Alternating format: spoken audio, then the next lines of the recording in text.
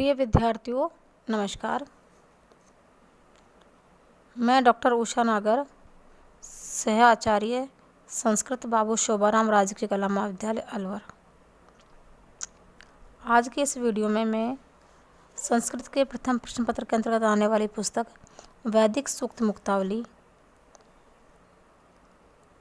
में ऋग्वेद के द्वितीय मंडल के 12वें सूक्त इंद्र सूक्त, जिसके ऋषि गृत्समद हैं, देवता इंद्र हैं, छंद स्तूप है, के 12वें मंत्र को आपके सामने वाचन कर रही हूँ मैं।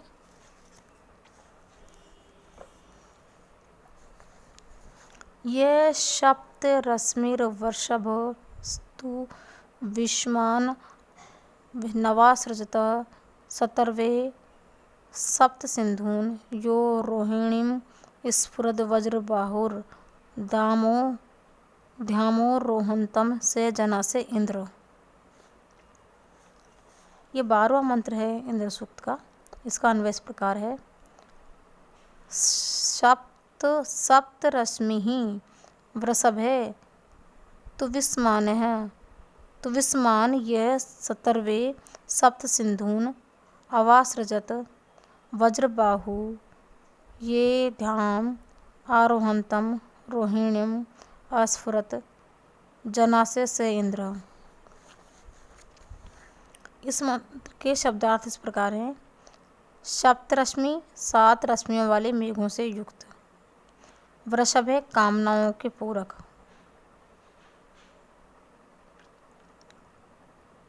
तुविष्मान बलवान, यह जिस इंद्र ने सरतवे बहने के लिए सप्त सिंधून 7 जलधाराओं को अवासृजत बनाया है। वज्रबाहु, वज्र के समान भुजा वाले। ध्याम, स्वर्ग की ओर आरोहंतम बढ़ते हुए। रोहिणीम, इस नाम के असुर को अस्फुरत मार डाला। इस मंत्र में रोहिणी नाम के असुर को मारने की चर्चा है। इसका प्रसंग इस प्रकार करेंगे। इंद्र ने अनेकों शक्ति संपन्न कार्य किए। उनमें से एक है देवों या आर्यों के शत्रुओं को समाप्त करना। व्रत, शंबर, अहि के अतिरिक्त इंद्र ने रोहिण नामक असुर का भी वध करके ख्याति प्राप्त की है। इसी का वर्णन गृत्समद ऋषि इस मंत्र में कर रहे हैं। इसका छंद स्तूप है। मंत्र का अर्थ इस प्रकार है। 7 किरणों वाले, वर्षा या इच्छाओं को पूरा करने वाले, शक्तिशाली जिस इंद्र ने प्रवाहित होने के लिए 7 जलधाराओं को बनाया। वज्र तुल्य सुदृढ़ भुजा वाले, जिसने स्वर्ग में जाते हुए रोहिणी नामक असुर को मार डाला। हे मनुष्यों, वह इंद्र है। इसमें 7 किरणों या वाले, वर्षा या इच्छाओं को पूर्ण करने वाले शक्तिशाली इंद्र, यानी इंद्र की सारी विशेषताएं हैं ये ने प्रभावित होने के लिए 7 जलधाराओं को बनाया, 7 नदियों को बनाया। वज्र तुल्य सुदृढ़ भुजा वाले, जिसने स्वर्ग में जाते हुए रोहिणी नामक असुर को मार डाला। वज्र तुल्य और सुदृढ़ भुजा वाले, ये रोहिणी नामक असुर के विशेषण है, उसको इंद्र ने मार डाला। हे मनुष्यों, वो इंद्र है।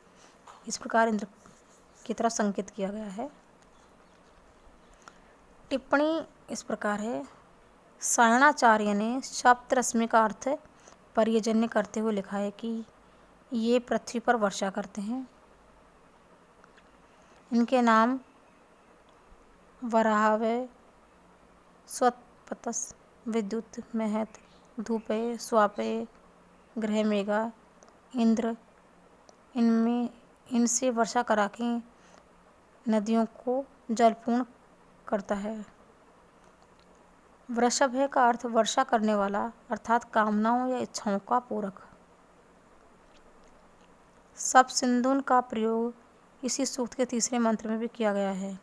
अतः इसका अर्थ 7 नदियों की अपेक्षा सामान्य जलधाराएं अथवा नदियां किया जाए तो अच्छा रहता है।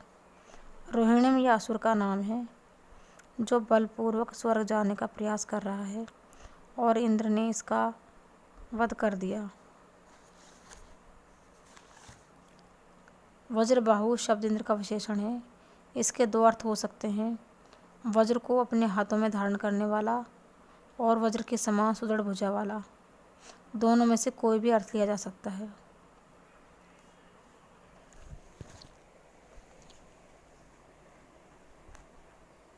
अब इसका 13वां मंत्र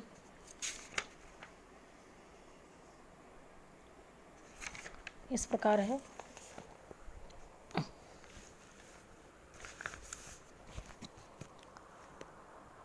द्यावा चिदस्मयी पृथ्वी नमेते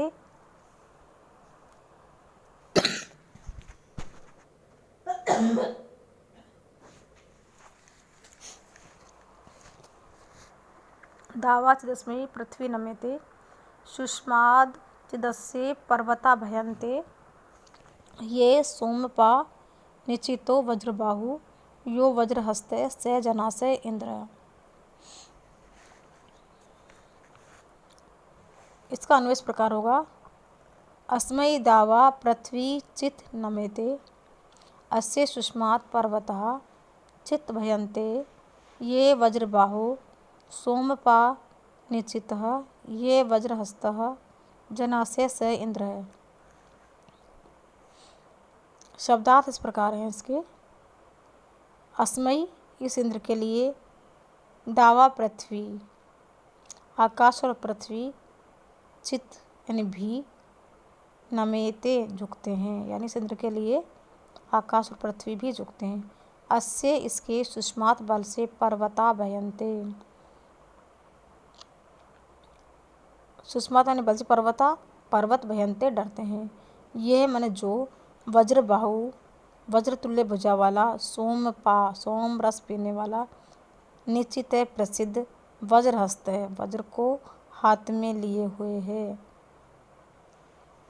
जनासे से इंद्र मनुष्यों वो इंद्र है। इस मंत्र का प्रसंग इस प्रकार है। इंद्र सूक्त में उपलब्ध होने वाले उक्त मंत्र में ऋषि ग्रत्समद इंद्र के पराक्रम का वर्णन कर रहा है। इस शक्तिशाली देव के सम्मुख सभी प्राणी भयभीत होकर विनम्र होते हैं तथा इंद्र की प्रसिद्धि भी सर्वव्यापी है। इन्हीं तथ्यों को त्रिष्टुप छंद के माध्यम से प्रकट किया गया है। अर्थ, इस इंद्र के लिए आकाश और पृथ्वी भी प्रणाम करते हैं या झुकते हैं। इसके पराक्रम से पर्वत भी भयभीत होते हैं। जो वज्र के समान सुदृढ़ भुजाओं वाला, सोमपान करने वाले के रूप में सुविख्यात है, जो हाथ में वज्र धारण करने वाला है, हे मनुष्यों वही इंद्र है। ये मंत्र आपके परीक्षा के हिसाब से महत्वपूर्ण है। इसको आप महत्वपूर्ण की श्रेणी में ही नोट करें। इस पर टिप्पणी इस प्रकार है। दावा पृथ्वी ही एक ही शब्द जिसका अर्थ है आकाश और पृथ्वी। ये शब्द अपने साथ द्विवचन क्रिया लेता है, जैसे कि यहाँ नमेते है। इसके साथ विशेषण भी द्विवचन प्रयुक्त होता है, किंतु यहाँ इस शब्द के मध्य चित शब्द आया है। ये भी वैदिक काल की विशेषता है, क्योंकि लौकिक संस्कृत में एक ही शब्द के मध्य अन्य पर का प्रयोग नहीं होता। इंद्र अत्यंत शक्तिशाली है। पूर्ववर्ती मंत्रों में इसके द्वारा पर्वतों के पंख काटने का उल्लेख है। इसी कारण इस मंत्र के दूसरे चरण में कहा गया है कि इसके पराक्रम से पर्वत भी भयभीत होते हैं। सोमपा या सोमरस पीने वाला ये उपाधि केवल इंद्र को ही प्राप्त है। इंद्र को ही सोमरस पीने का अत्यधिक चाव था, जबकि प्राय प्रत्येक देव सोमरस का पान करने में आनंद का अनुभव करते हैं। तीसरे और चौथे चरण में प्रयुक्त दो विशेषण वज्रबाहु और वज्रहस्त इंद्र के लिए आए हैं। ऐसा प्रतीत होता है कि मानो ये शब्द पुनरुक्त हुए हों, पर सचमुच में इंद्र के इन दोनों विशेषणों में भिन्न अर्थ हैं। एक का अर्थ है वज्र के समान सुदृढ़ भुजा वाला वज्रबाहु, और दूसरे का अर्थ है वज्र नामक आयुध को हाथ में धारण करने वाला। इस प्रकार आपके इंद्र सूक्त के 13 मंत्र कंप्लीट हो गए हैं। धन्यवाद।